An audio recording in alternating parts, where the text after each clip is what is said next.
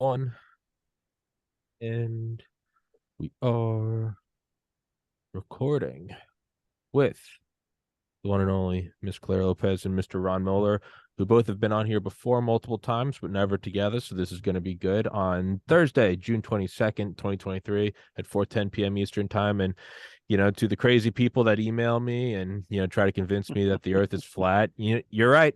You're right. These are my CIA handlers. The jig is up. Me and Dr. Malone are field officers for these two. This is the deep state embodied, and I can't live a life of lies anymore. I am CIA. This whole operation is CIA. This podcast is from Langley. It's all a green screen. The jig's up. But so 2 episodes ago when Claire and I spoke, and I lied to everyone, said we were going to talk about Kosovo, and we didn't. Ron reached out to me, and I don't know if it's still the case, but I think you said your son is stationed over there. Is No, that he was was? on temporary duty over there, but he's back Gotcha. now, but he's slated to go back again. Hmm. Okay, so can we maybe touch on that, because as Claire said yesterday when I texted you, it's kind of, the story was in the news and then out very quickly. What is, hmm Ron? Could you maybe give us an update, or at least just any sort of loose idea of what exactly is going on over there? the northern part of Kosovo is heavily Serb inhabited, and it's sort of like Sudetenland in the 1930s. It's the wrong ethnic group, and there was some shenanigans with elections, and so the Serbs didn't appreciate it, and they rioted. So the Kosovo law enforcement security forces were a little overwhelmed, and KFOR, the Kosovo whatever, the NATO organization KFOR, had to come up from Camp Bondsteel to sort of separate the two warring parties, or violent parties, I guess. And there were some shots exchanged. I don't know. There was like a couple dozen NATO peacekeepers that were injured, mostly Italians, and one other. I don't know who else. I can't remember. But yeah,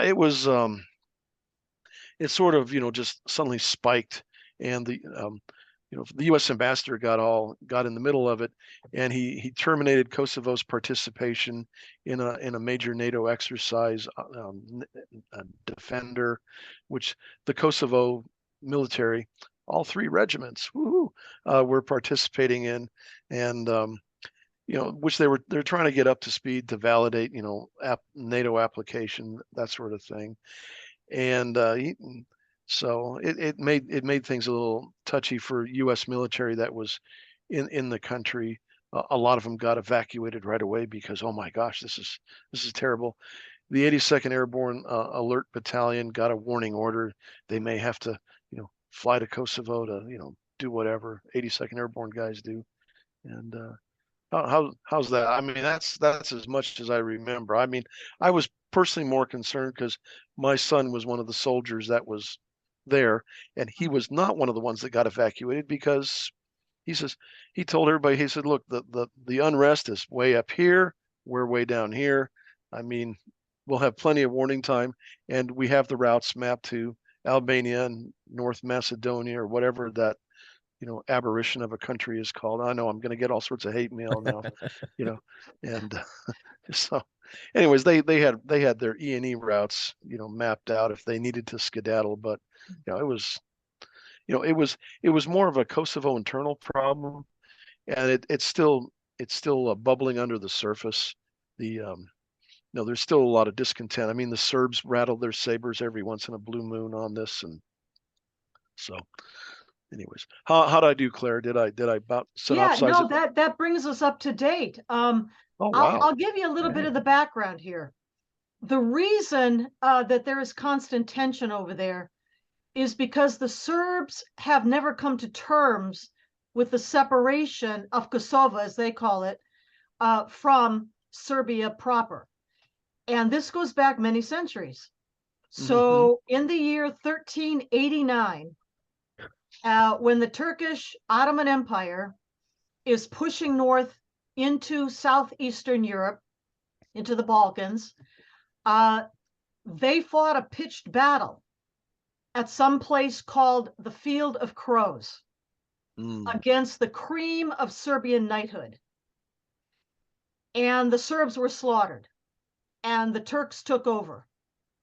And then they ruled that part of the Balkans and many other parts, of what came to be eventually Yugoslavia, obviously of Macedonia, of Greece, of Bulgaria, where I served, Romania, on up. Finally, only stopped at the gates of Vienna. You'll remember this, of course.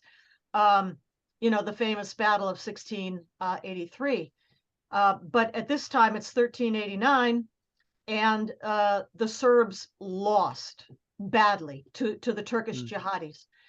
And so even to this day, centuries later, and after the breakup of Yugoslavia in the early 1990s, into its various parts that included Serbia and Slovenia and Croatia and Bosnia Herzegovina and Montenegro and Kosovo.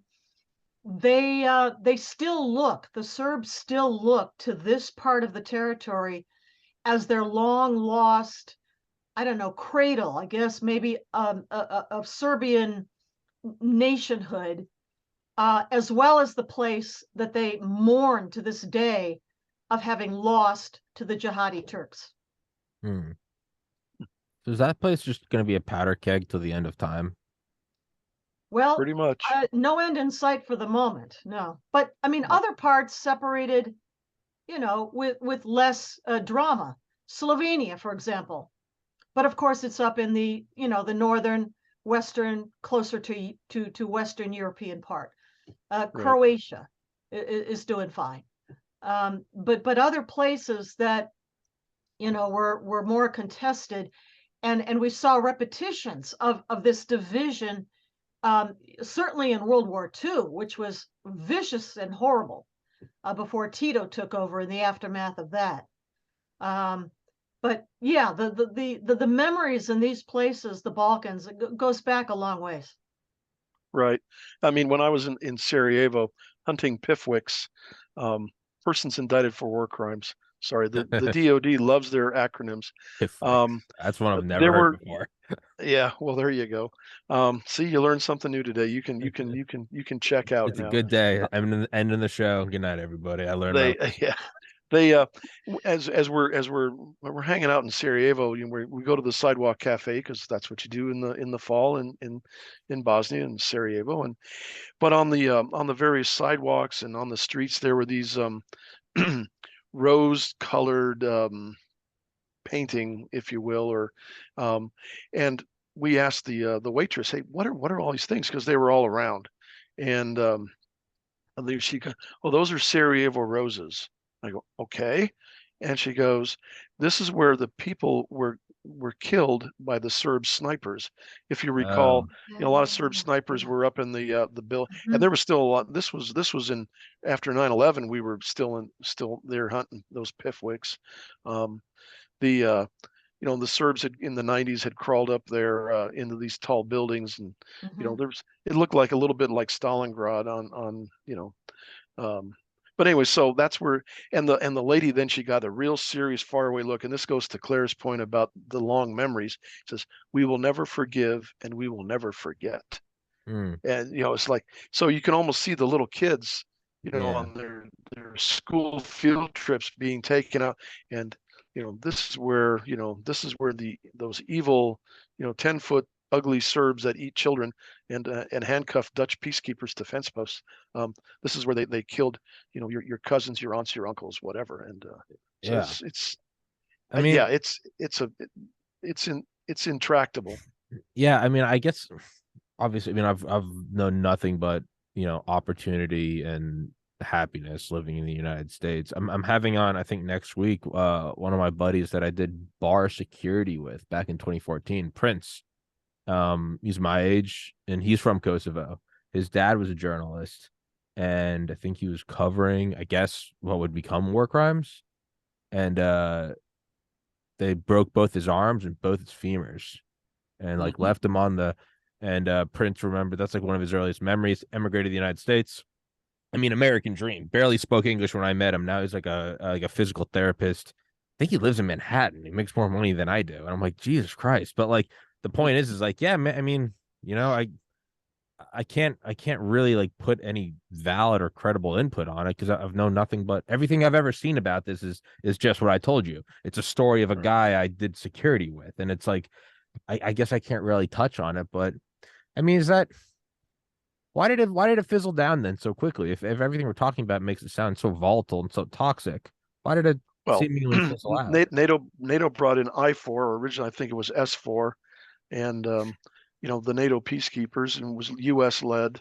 I think a U.S. Navy admiral led the initial thing, and you know, nobody wanted back then. Nobody wanted to go up against the United States, and I mean, yeah, the Serbs had shot down an F-117 Yeah. and F-16, and you know, yada yada, but yeah, so it was there. You know, there were French people, you know, French guys there. You know, it was funny. I was at the S4 headquarters, or I4, whatever it's called. I can't remember. I'd have to go look at one of my coffee mugs to remember what it is. And I said, you know, so explain to me again, you know, Colonel, why the Americans are here. This is a European problem. And he looked at me in that very Gaelic, you know, French, you know, attitude, and I got to count all his nose hairs because he really turned it up at me. He says, "These people are not Europeans. They are beneath us." I'm like, Oh. "Oh boy." So, Oh. you know, it's you know, and of course I'm going like, well, I'm sure you tell that to the, you know, Bulgaria had joined NATO by this time. And this was freaky, Claire, because, you know, as we enter the post or the air base there, you know, there's Bulgarian troops, security guard, and I'm like, but my whole Cold War mentality is like, you know, it's these guys are the enemy. But I told the French guy, I says, well, I'm sure you really feel comfortable when you go in and out of the gate and the Bulgarians are there. And he goes, oh, the Bulgarians are okay, but these Balkan people, they're not. I'm like, wow. And so that's why we're still Bulgarians there. are Balkan people. So Yeah, are the well, Romanians, the French, also NATO. all right. Well, yeah, and the French, you know, that whatever. You know, I have no love for the French because as we were about to capture a Pifwick, a French military convoy drove up to the Pifwick's house and escorted him to his next hiding place, which Oh, really upset me. So that's yeah, yeah. What yeah. speaking of France, what has it been determined what that did you guys see that enormous explosion? I think it was Apparently yesterday. a gas leak is what's being reported in any case. Natural gas leak. Bullshit. Don't No, know. no, No I know. idea, I but have that's what's being absolutely reported. nothing to back up my skepticism, but I have absolutely nothing. Darn those Spetsnaz saboteurs, you know, I taking know. revenge for Nord Stream.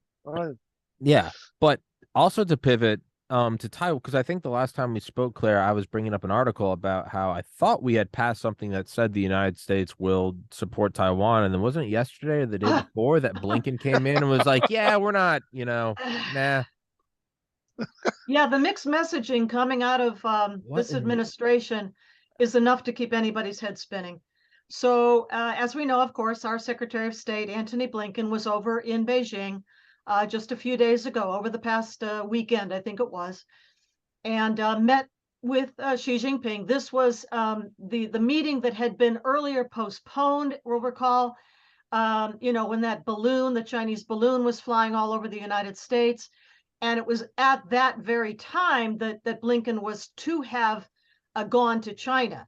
Well, that trip was postponed. Now it was, you know, this was the rescheduling of that trip. So, you know, he's over there for a few days.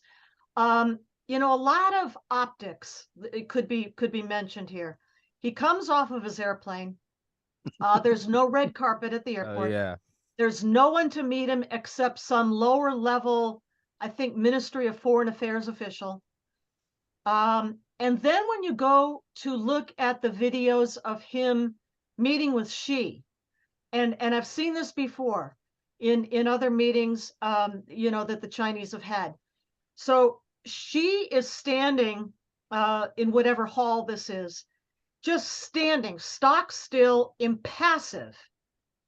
And Blinken is entering, you know, screen left, scurrying up to him, leaning forward, putting out his hand, to shake Xi's hand, and she just stands there until Blinken is absolutely right in front of him, and then they shake hands.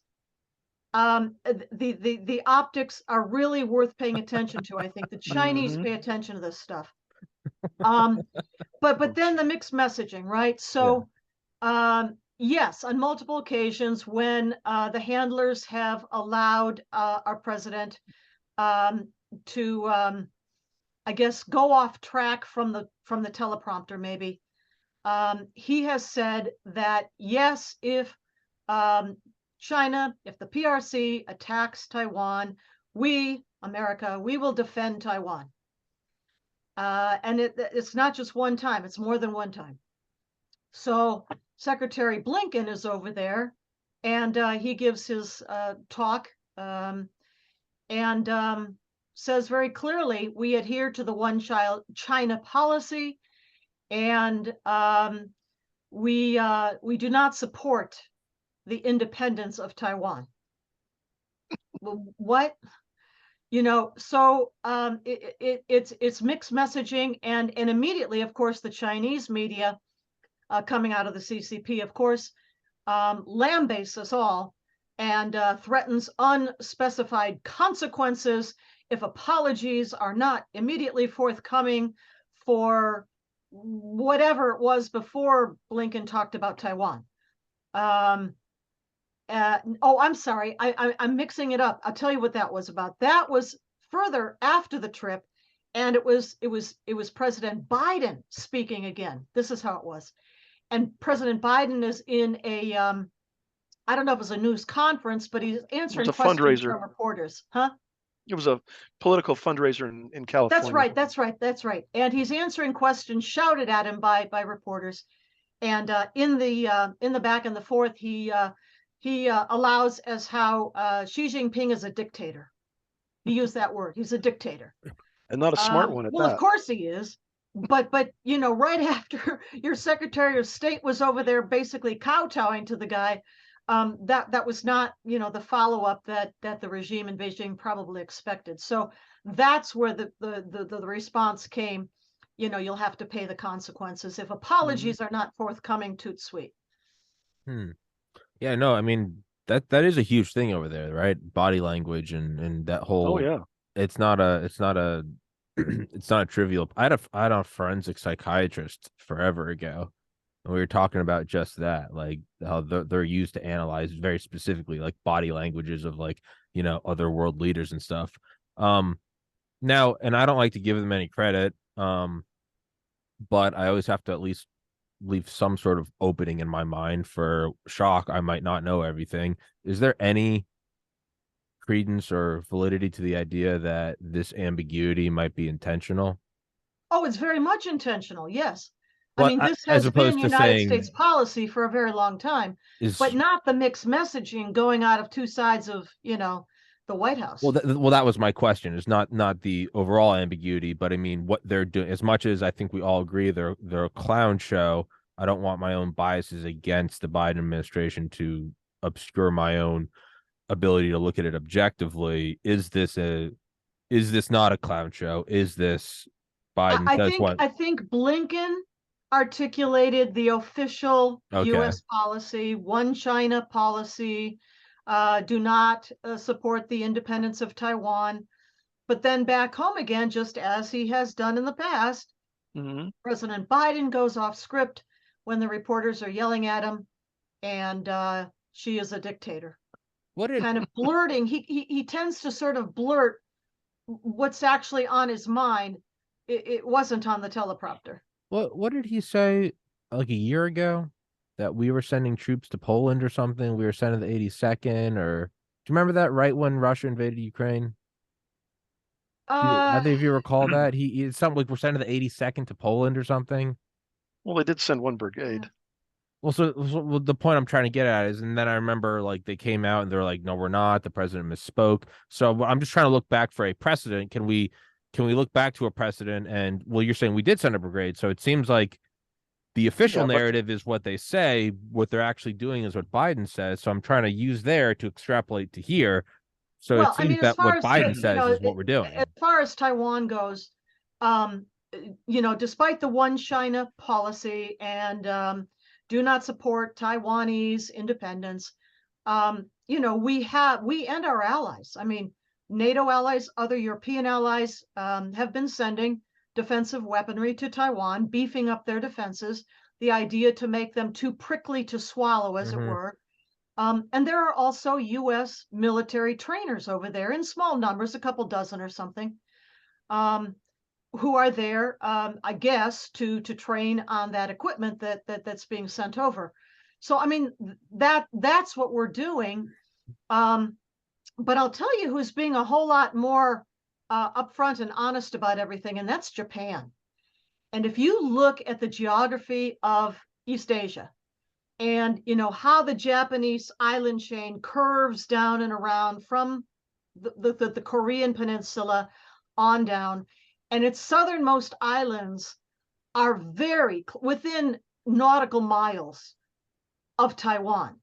The Oh wow, southernmost islands of Japan are within nautical miles of Taiwan. I'm gonna pull that up. And so previously, Shinzo Abe, whom I, to this day, I believe he was assassinated um, at the behest, at the direction of the CCP regime, Really, because he was such a staunch he was Trump. He was a Trump. supporter.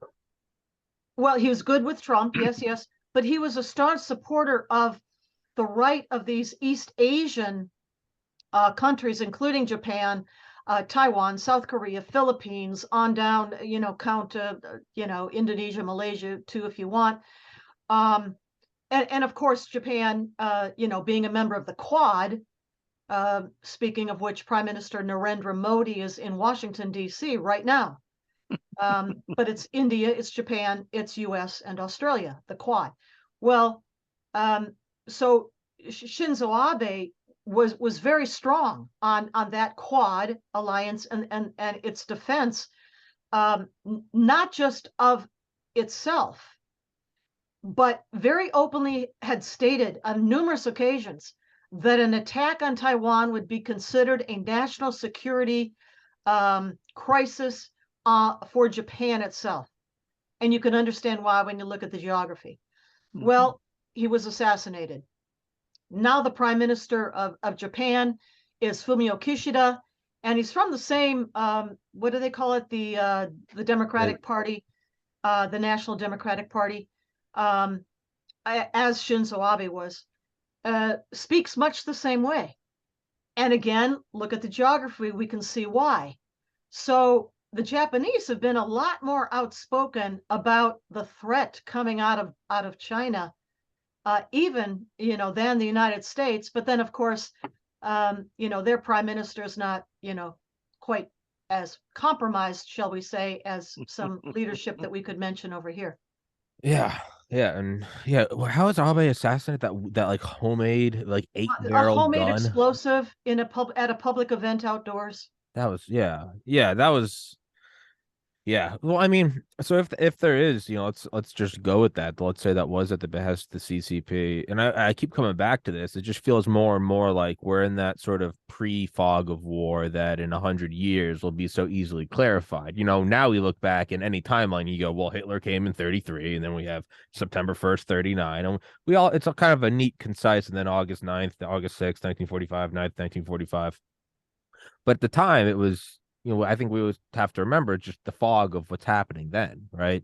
And I just have a dark feeling that we're looking back at like, well, 2019 is, well, that was when COVID came from here, and then we have the Trump, and then we have Ukraine, and it just feels like we are watching the blocks be set for what will eventually become known as, oh yeah, and now looking back, we can see it was inevitable that in whatever 2024 this would happen. And I just got a bad feeling about it. And I don't know why I'm saying it to y'all, thinking that you two are gonna bring me back down. You two have normally informed me that it's much worse than even I think. But how on a more I guess realistic and grounded plane, how could we realistically defend Taiwan if we're seeing an expenditure of munitions in Ukraine that is real? It's I not think the yes. same munitions. It's different stuff. Could you maybe expand on that? Sure. So what have we been sending to Ukraine?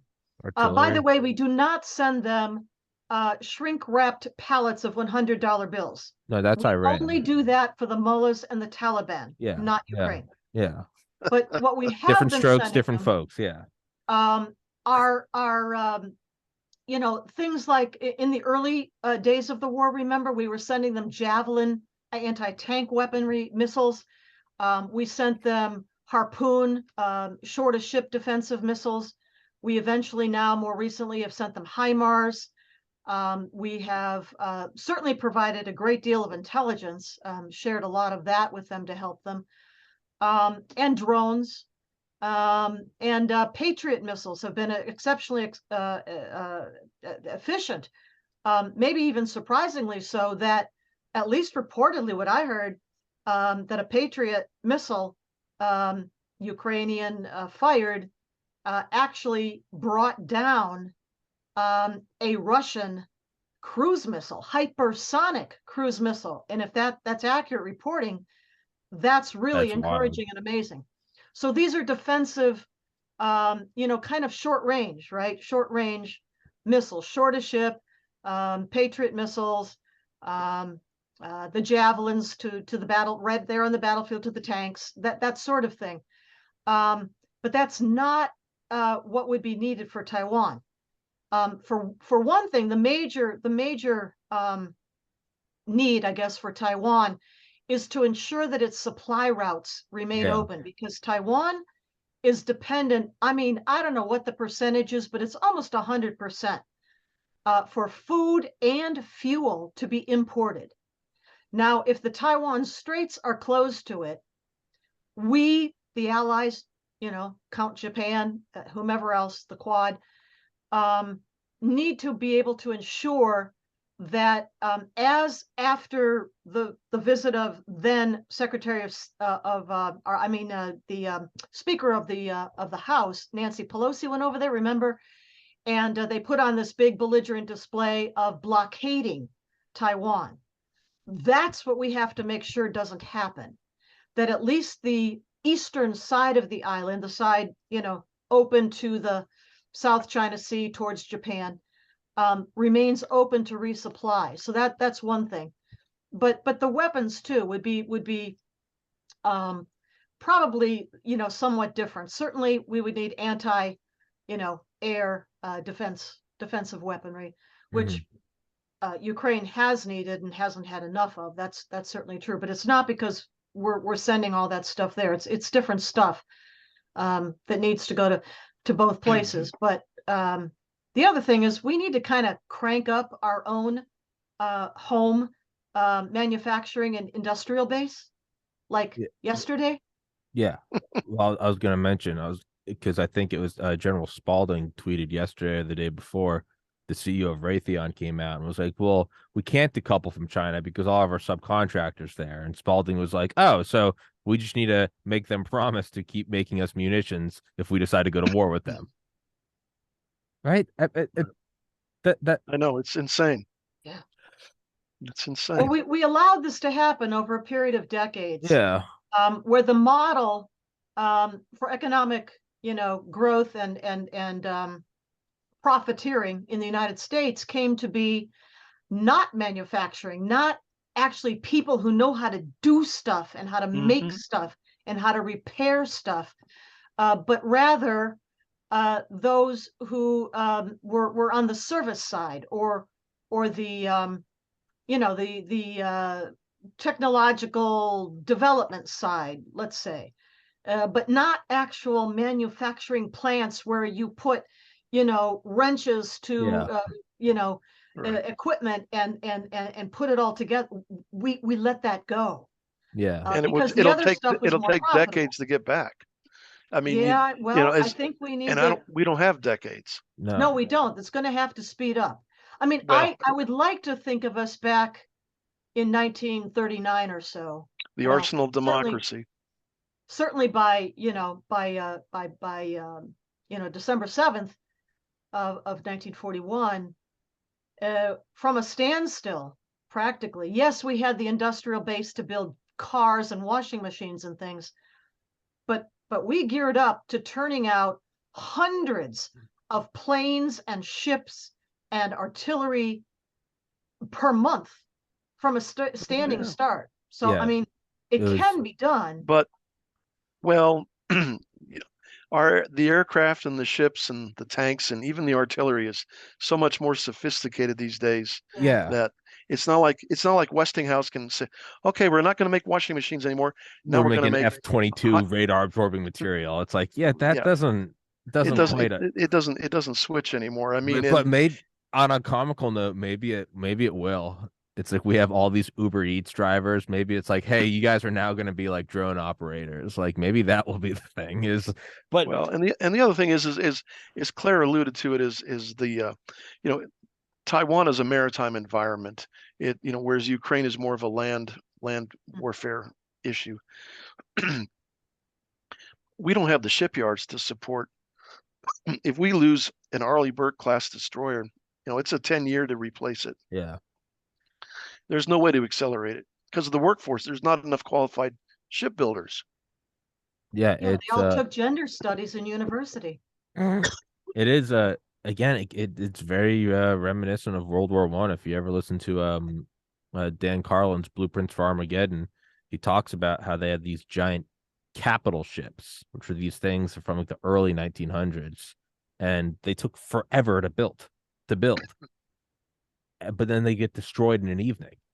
And so there was this hesitance to use them where they'd be like, please don't go use this. Like, well, what do we do in the meantime? And it's like, take something else. But if you take this took 30 years to build. It was like coronated by the queen, and then it goes out and just gets destroyed in an evening. And I mean, it almost makes you wonder I mean, what 9/11 is 12 years after fall of the Soviet Union. So we move from this space race, space based, hypersonic, stealth, blah, blah, blah, to all of a sudden going into Afghanistan and Iraq. It's this complete repositioning of what we need to do. It's IED detection. It's weird insurgency and counterinsurgency. It almost makes me think that we would find a way if necessity No, demanded it. no.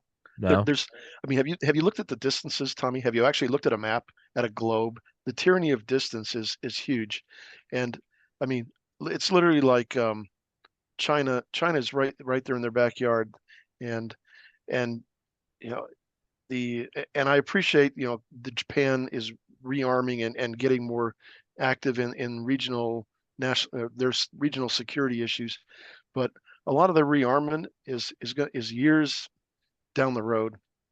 The same with the Philippines, Malaysia, Vietnam, all these places. It's it we're way behind the power curve. We don't have, you know, years to do this. Mhm. And so if the US Navy wants to go ensure the freedom of navigation from, the Straits of Malacca, Singapore, up to Taiwan and Japan to keep the oil flowing and other natural resources as well as exports from Taiwan and Japan. Yeah, that might be a bridge too far because the U.S. Navy, I mean, what's their nearest support base? Yeah, they got some in Japan, but all Wow. China has to do is say, you might want to think about putting the U.S. in quarantine, type thing. That otherwise we're gonna nuke Tokyo, Which and then the nearest thing is Guam, and Yeah, then what? yeah. And Guam I is so far away. I remember a dear old friend of ours whom we unfortunately lost a few years ago.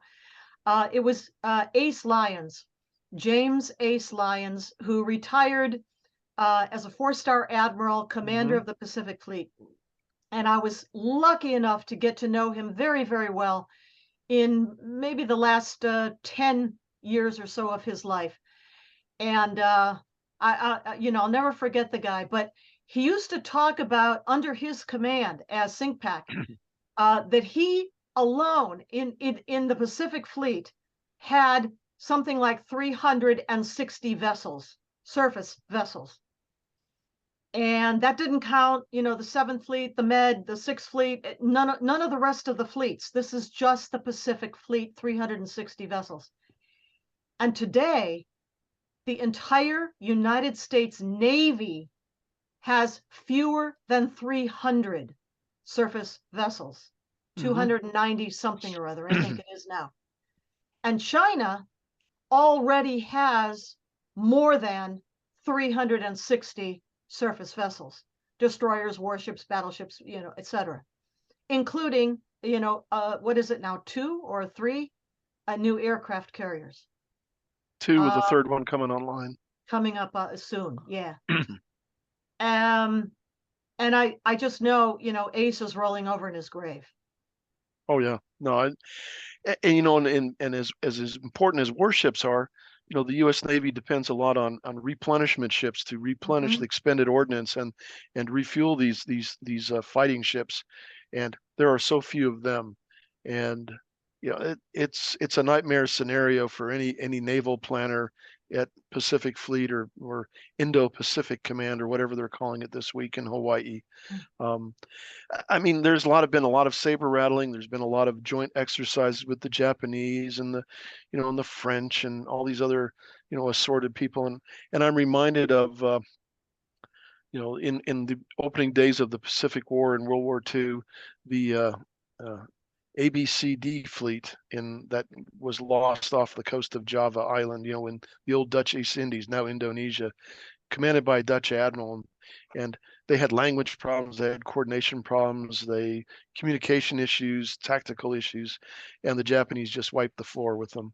And you know, and again, look at the map. You know, China, like, you know, like, oh hey, let's go to our home port for Friday night, you know, fun, and you know, our replacement will come out, and it's just a, you know, couple hours steaming time. I'm exaggerating a tad, but you know, in the U.S. is going like, all right, it's 2 days steaming at full speed to get to Guam, to get to friendly U.S. territory, and yeah, it's the tyranny of distance will be our downfall in this, because as we don't have the vessels to support a counter blockade strategy or anything like that. We'll have to, you know, accede to it, and that will be, and then Taiwan will slowly be strangled and capitulate. Well, then you have to. I mean, I don't think it's absurd to start to have to really look at the 100,000-foot view and really kind of detach yourself and go, is this a natural reordering to where you cannot? I mean, we look at it's forever, right? American Empire, 1945 till now. I mean, human history is 10,000 years. It's a blink of an eye, and we do have momentum from World War II. And is this a natural reordering of, like, yeah, there are limitations to power projection and running your own empire. We are more than all right with defending the United States. Everything we're talking about is distance and other countries. At a certain point, is it? And I understand you can't be isolationist. I know the whole Reagan speech about it's rather over here, but they have George Washington who's like, fuck them. I get all of that. But I mean, I don't think George said it quite that way. I think that's those exact words. He said, fuck them, like, this is my street. Those were his exact words. But no, Claire. Let's take a step over and look at this from the perspective of the Chinese well, sure, government. Okay, Xi Jinping heads a country of 1 point whatever it is, 2 or something billion. I know they said 4, but it's probably closer to 2 billion people. He is in the top 0.0001%, you know, of IQ of Chinese people, right? He's no dummy, in other words, and neither are the people around him in the Chinese, you know, Central Committee and so forth. He's looking right now at what happened when Vladimir Putin invaded Ukraine. What happened? Everybody thought, number one, the Ukrainians are going to fold inside of 2 weeks. Number two, NATO will come apart at the seams, and especially Germany, you know, with Olaf Scholz as their chancellor. and we will divide NATO. The Russians are speaking here, divide NATO, split it up, conquer Ukraine, and we'll be home for borscht and vodka in about 2 weeks. Yeah. But that's not what happened, did it? Mm. Instead, what happened? The Ukrainians are fighting for their nationhood, for their very identity, their independence, their freedom. They're motivated beyond all, beyond anything the Russians apparently anticipated. But beyond that, they've spent the last, if you count from 2014 till 2022, okay, you're talking about 8 years of fighting. During those years, they were already fighting a Russian invasion of the Donbass by, infiltration and what they call the little green men and so forth. So they were already on a war footing. They were already learning, adapting, getting training and new equipment. And they pulled together in an amazing way. And of course, they've got an amazing wartime leader that nobody would ever have expected to rise to the stature that he has. Perhaps the way some people maybe underestimated another actor of his time out of Hollywood. Remember Bedtime with Bozo or Bongo or whatever that was?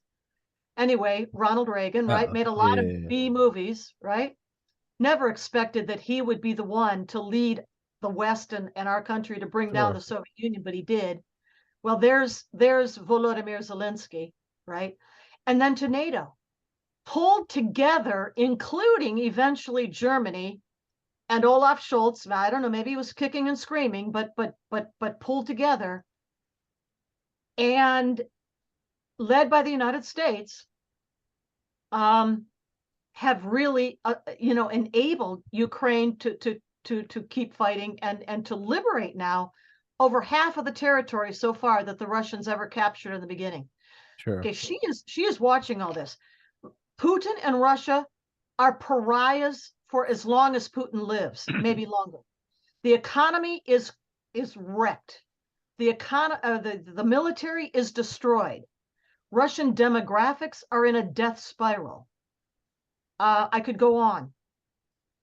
She is looking at all this. And after, the takeover of China by Mao Zedong back in 1949, China was on the receiving end.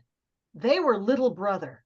They were the ones bringing in, experts and technology and weaponry and everything from Russia, from Stalin, until he died in 1953. Yeah. But they didn't have it. They were poor. They were underdeveloped. They had no technological base, right?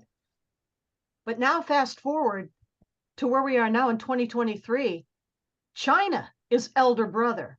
Russia is younger brother. And she is looking at what happened when Putin invaded Ukraine.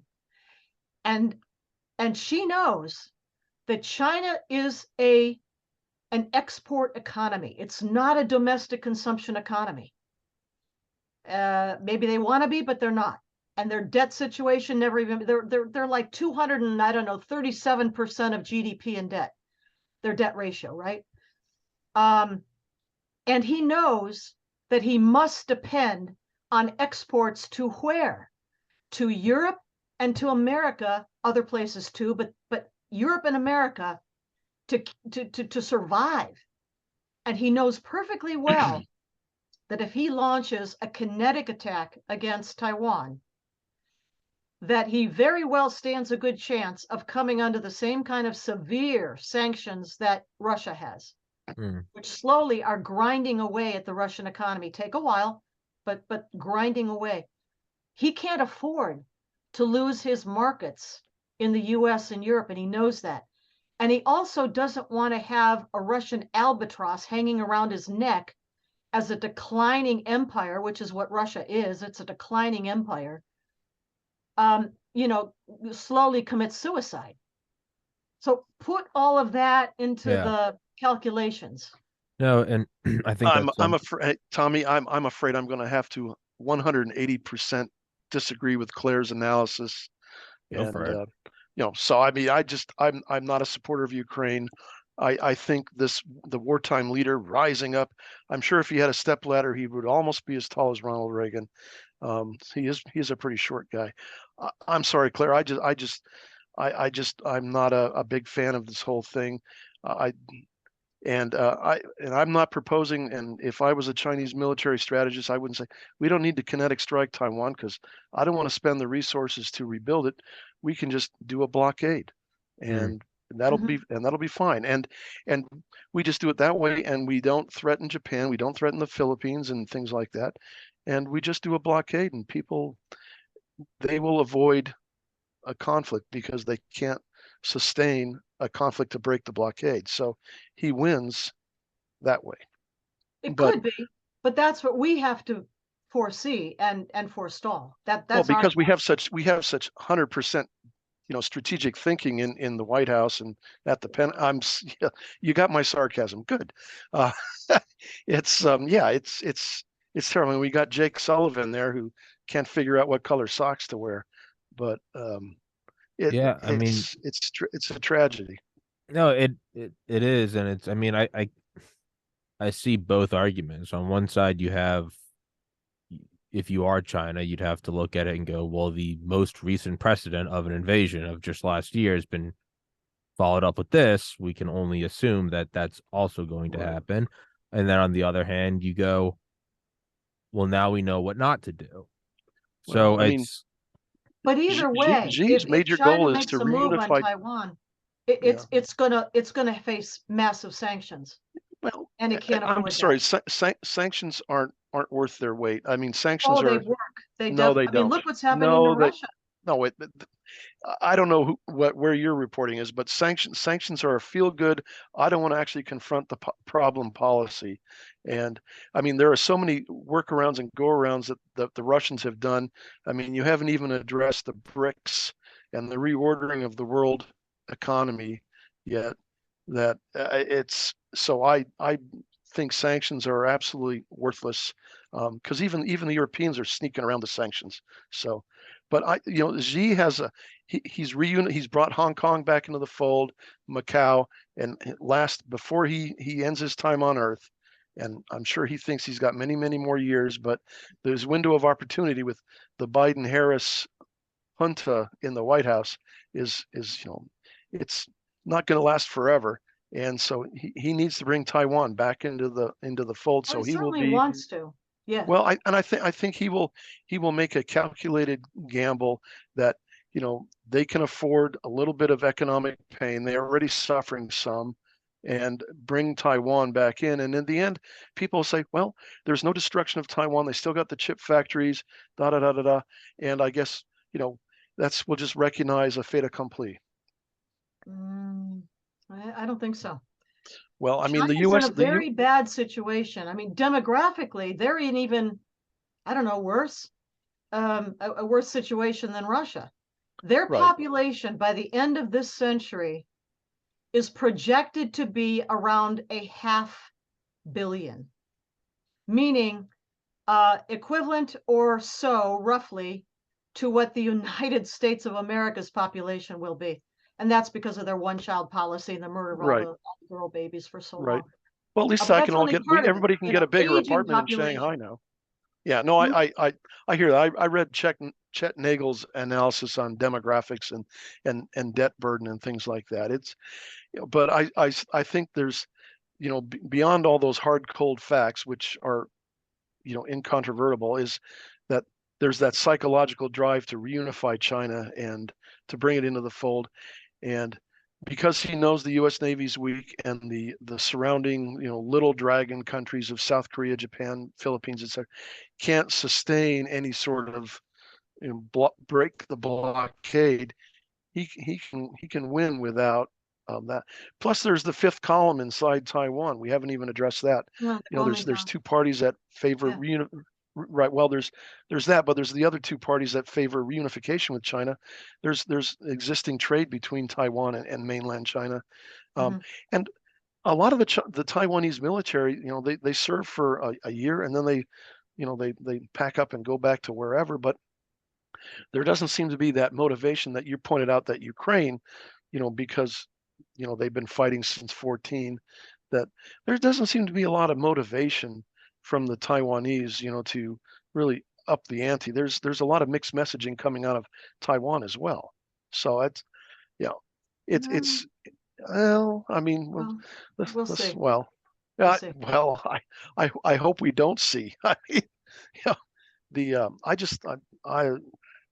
just fear that we are seeing the reordering of the world order, the old 45, Bretton Woods, U.S. empire is collapsing.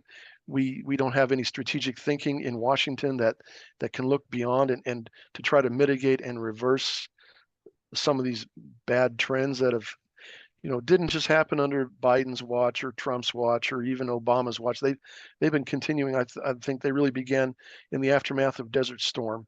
Little indicators, and the chickens are coming home to roost. I mean, as you pointed out, Admiral Lyons, said, look at all I got this many vessels, and now, we can't even, cobble together that many. Even if we threw in the Coast Guard cutters that we had a Coast Guard cutter steam through the Taiwan Straits. I mean, we're scraping the bottom of the barrel here, and and putting our faith in technology and stuff like that. Quantity is a quality all of its own. I mean, I think more and more I kind of look at it as I think empire is unnatural. Like, so let's take just so like obviously, I mean, I have no experience in any of this shit. I can only use my own experiences in my own life. So like normally during a week, I'll do, I don't know, 7 to 8 podcasts. And then every once in a while, there are more unnatural weeks. I came back, I had Dr. Malone on Sunday, had a big episode, and this will happen, once in a blue moon, or I get a huge episode. It's kind of an adrenaline kick, and I'll ratchet it up for a week. And I did 3 episodes on Monday, Tuesday, Wednesday, and today. So it's so roughly double, right? Well, in the grand scheme of the podcast has been going since December 2019. This is 1 week out of roughly 42 months. If I look at this one thing, and if I only look at this one thing, I would now look at the coming days, and I would, in a microcosm, I would say the podcast is collapsing. Tommy's only doing one episode a day, 2 episodes, right? But if you looked at the whole thing, you'd say, actually, this week was an aberration. The baseline is, 7 to 8 a week, not 13. Well, then let's look at a 10,000 year human civilization, and then let's look at 45 till now. Which one's more realistic? Is it one country, 300 million people, roughly 1/20th of the world's population, dominating the globe? Is that natural? Or do we have to look out and go, no, this very thing that we're calling collapsing is actually returning to baseline?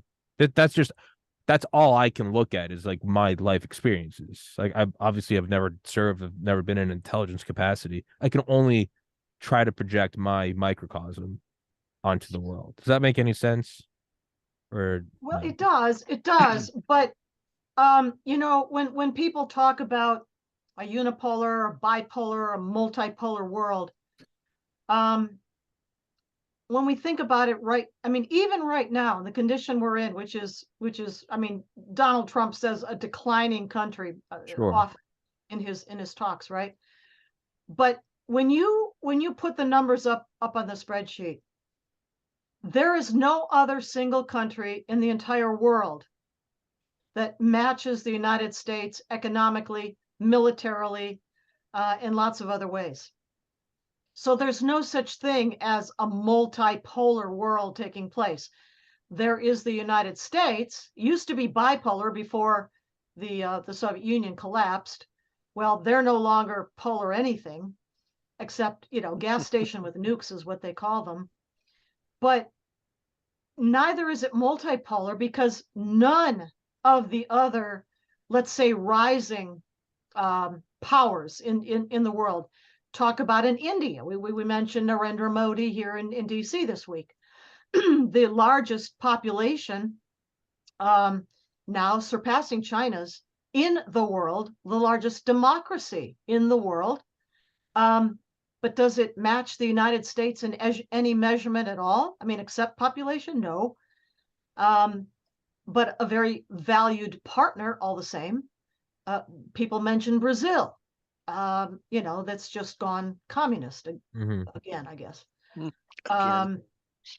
There's no other country on the face of the earth that matches the United States.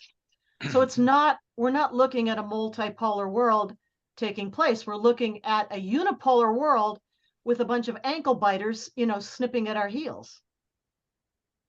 Yeah, I mean, but even now, you just have to put yourself in my shoes, and I'm having on two people who worked in, relatively similar life capacities, all things considered.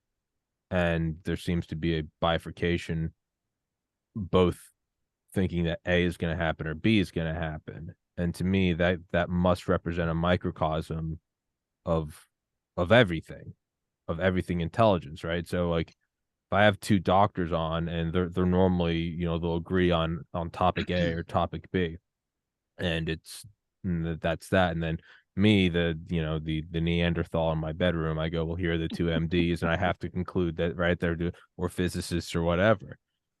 But then something more nuanced like intelligence, and where there isn't necessarily an objective 1+1 is 2, it's more so a foggy probability game. And even just on something happening right now, I mean, as Ron said, you have incontrovertible facts, but you both have different outlooks on Ukraine. I then have to look at that and go, well, shit, then there isn't then how can I know what an objective answer is? And is it really all just foggy? And that's just so for me, this is a genuinely unique episode, because I don't think I've had something like this before. Well, it's something like I think it was Yogi Berra, or at least it's attributed to him. Forecasting is really difficult, especially when it's about the future. Yeah, exactly. Yeah, exactly. It's yeah. No, it's of course it is. And yeah, but to me, no, this is genuinely a fascinating episode, because it's a microcosm. So then, like, what is happening at large? And then if it's happening here, then what is happening in China or Ukraine?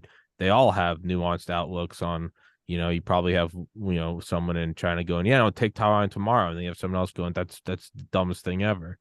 So no, this is genuinely an interesting episode for me, because I guess I'm kind of left not knowing what the hell to believe. So Stay tuned.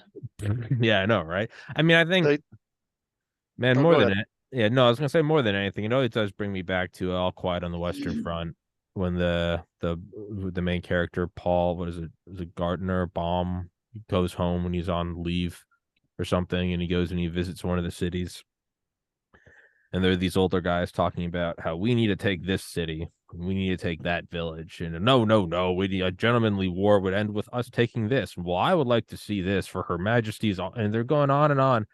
And this guy's standing there, and he's just thinking about his friends getting vaporized by artillery shells. And he's like, it's just old men fighting and young men dying. And man, you got to feel for it. I'm 32, and how many, excuse my French, poor fucks are just going to walk to the front line somewhere in Ukraine and just get vaporized. Well, I can give you the address of the local recruiting station up there in Maine where you're at. Absolutely fucking not. But that's my point. That's my point, is like, it's not a new take. Oh, war is bad. Yeah, I get it. It's just when you kind of subtract all of the headlines and political this and that, and you look at the guys actually walking forward, it's like they're just young dudes, and it's heartbreaking. And there's really no takeaway from that, but it's just that's been one thing I'm looking at more. Is like, you see a video of some dude surrendering. People on Twitter are like, you should fight to the end. Someone else is like, Slava Ukrainian. They're like, for the motherland. And I'm like, dude, that guy is he just wants to go home. And like, that's like the only real takeaway I get from all of this. Not to end it. Met a lot of young men in Afghanistan and Iraq, and went to quite a few of their memorial and funerals. And yeah, I mean, it's a tragedy, and it's, we It's an immutable fact that, Yeah. young men go fight old men's wars. I think it was Dale that said one of the Afghanis he met, he didn't know what 9/11 was, and Dale was like, "Well, it was the terrorist attacks in New York," and the guy didn't know what New York What's in New was. York? Yeah. Oh, I know. And We ran into the same thing because we all our first tour, we all wore FDNY or NYPD ball yeah, caps, and everybody's looking at us like, "What is that?" And the Afghans are like, "Huh?" And so God, difficult to conceptualize for them. I mean, welcome to the 5th century. yeah. Well, not to end on a fucking depressing note. God. Okay, then Oh, tell us a good joke. tell You know. a good joke. Yeah, I don't know, man. So I don't two know. No, podcasters walk into a bar. how I would end this. Yeah. There are some things worth fighting for. Hmm. And I think the Ukrainians understand this. I know they do. And I hope the Taiwanese do. But among those things is your freedom, Hmm. individual liberty, the right to be your own people, independent within secure national sovereign borders, as the Treaty of Westphalia, 1648, and to be assured that when would-be emperors and warlords try to rampage across international borders, globalists, that there will be those who will stand up and say no. There will be those who will stand up and say no further. That's it, no more. And that's what I think we take away from this. Remember the troops, the American troops that landed in Normandy, right? They were like 18, 19-year-old kids. Yeah, And they got my off great those uncle was landing craft 18. and went straight into machine gun fire. Yeah. And as Ronald Reagan, memorialized them, he called them the boys of what was it? The boys of Laoc, who Point scaled Lahook, the cliffs. the Rangers. The Rangers who scaled the cliffs, right? Mm-hmm. They knew what they were fighting for, and I think that's what we take away from this. If we know who we are, we know what we stand for, and we know what we will fight for, even die for, then we are a people, and we will remain a people. Well, I'm going to say, having been in combat multiple times, Claire, and that's a wonderful sentiment on the parade grounds and things like that. But when you're actually in combat, I'm fighting for my buddy next to me, and Yeah. he's fighting for me. So, I mean, that it becomes a much more practical equation for those of us. I mean, I remember Sergeant Monty crawling under fire to save one of the men in his platoon, and he was able to rescue him, but he died in the attempt, or in the yeah. Anyway, he won the Medal of Honor for that, but he wasn't fighting for the flag, or to take revenge on the Taliban or anything like that.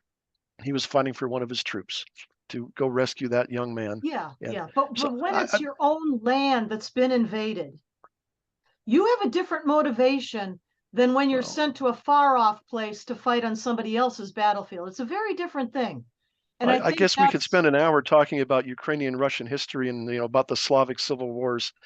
And I but don't this think is who Tommy the wants to get. Ukrainians are. They're fighting for their very existence as a people, as a nation, to be Well, distinct from the Russian Empire and yes. allowed to look westward, not eastward. That's what they want. And they know it. Well, That's what they're fighting for. again, I'm going to have to. Yeah, I hear what you're saying, and I understand that sentiment, but the what bothers me about the whole Ukrainian thing, Claire, is that the U.S. and NATO and other interested countries and parties don't seem to be wanting to have any sort of peace. Usually when there's a major conflict like this, the U.S. is one of the first ones to try to establish a ceasefire and let's negotiate, let's talk. Instead, we've been pouring more and more gasoline onto the fire, and we're like. And now we're threatened with NATO membership of Ukraine, and we have the Baltic republics, Estonia, and Lithuania, and Latvia, agitating for Article 5 type of actions, and I'm sorry, Claire. My son and my daughter and my son-in-law are not going to Ukraine or to Estonia to fight for people who have historically, just like the Balkans, have had major issues with one another. I mean, Russia is the large player in that part of the world, and I can't help that. But if if Blinken or somebody, had gone over and like say, hey, let's do some shuttle diplomacy or something like that, maybe then I could see this. But when we're sending weapons to Ukraine and the Ukraine and Zelensky's going, we're gonna strike deep into Russia. Well, you've just expanded the war from fighting for your home territory, for your soil, to now you're motivating the Russians to do the same thing now and it's going to become an intractable conflict.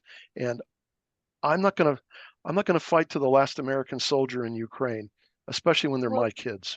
right. But I mean, what right do we or any other country have to tell the Ukrainians they need to sit down at a peace table and negotiate their own territory that's been overrun by an invader? We don't have that right. We have the moral obligation to stand with them against invasion, because we know from Putin's speeches, which are all in English translated online, Right. I've heard them. that he will go for the Baltics. He will go for Poland next if we do not hold the line, or at least we help the Ukrainians to hold the line there. He will move on. I mean, it was never just about the Sudetenland, was it? No, but also NATO wasn't supposed to expand further east either, and now Russia feels threatened. I mean, we failed to take They into don't account. feel threatened. They know perfectly well that NATO would never attack them. Right, They but know that perfectly well. It's not what it's about. If you listen to Putin, what he actually says is he wants to reestablish the Russian Empire, the USSR, the Soviet Union. mhm. He wants to incorporate every Slavic person into a Russian empire by force if they won't come willingly. That's what he says, and I Well, believe it. well, I believe him too, but I think again, I just find it odd that instead of us working for peace, we're working for war, our Peace country. comes when the aggressor is defeated. That's when Well, peace comes, not before. we're never going to Ukraine is never going to defeat Russia on the battlefield. I mean, They're doing it, that's aren't they?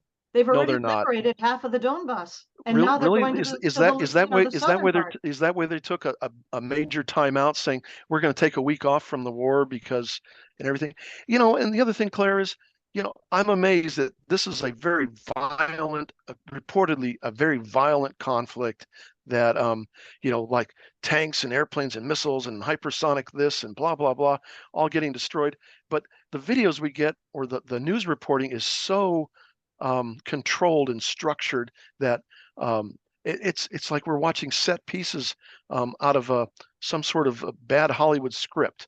I mean, we're seeing troops that are shooting, but you look, from a combat veterans point of view, they don't seem to really know what they're doing.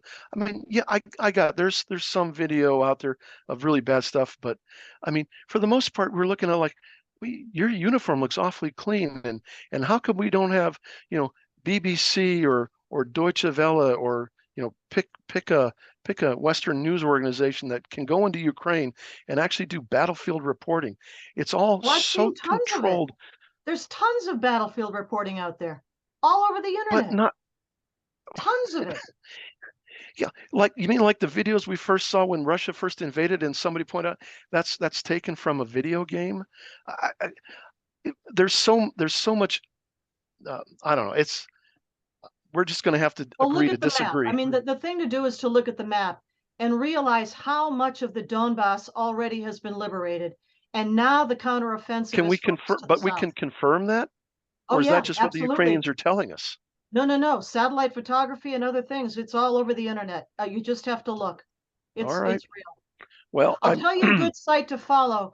It's the Institute for the Study of War. They're very good at day-to-day reporting with no, I follow maps, them. sourcing, and videos. And the other one that's very good, maybe not every single day, but a few times a week anyway, is the Hudson Institute from Washington, D.C. They're very good. All right. Well, I'm always a little skeptical of open source reporting because it's so easily manipulated. But anyways, it's been a pleasure to have a civil debate with you. Good to meet you too. Good to meet you, Claire. What was I gonna say? I had a brain fart. Yeah, no, I can. This isn't even something I can really argue about. This would be so much easier if this was a podcast about podcasting. I could insert my argument, but I'm kind of watching you guys throw a ball over my head.